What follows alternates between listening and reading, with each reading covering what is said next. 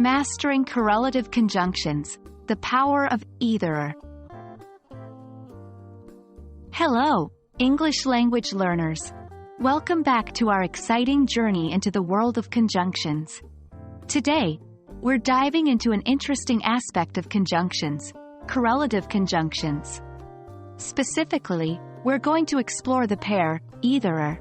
This pair of words can do some amazing things in your sentences, so let's get started.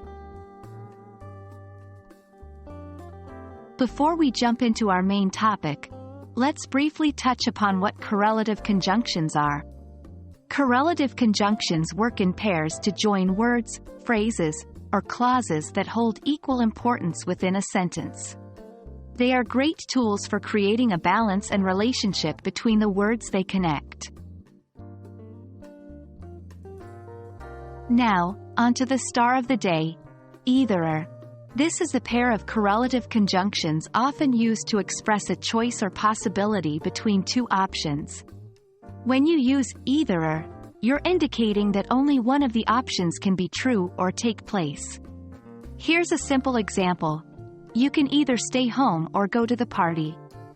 In this sentence, the use of either presents two possibilities: staying home or going to the party. Now, let's see how we can use either in sentences. Remember, either should always precede the first choice, and or comes right before the second choice. Example 1. Either Jane or Sarah will be coming to the meeting. In this sentence, we've shown that only one of the two people, Jane or Sarah, will be attending the meeting. Example 2. You can have either chocolate or vanilla ice cream.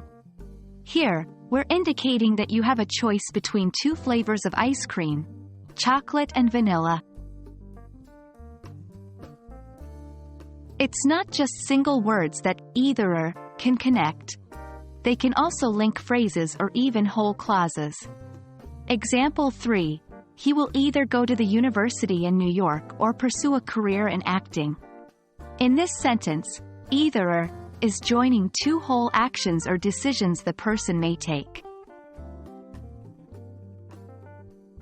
And there we have it. That's our introduction to the correlative conjunction, either. We hope that you now understand how to use this conjunction pair to express choices or possibilities. Remember, practice makes perfect. So don't hesitate to use either in your daily conversations or writing. Thank you for joining us today. Until next time, happy learning.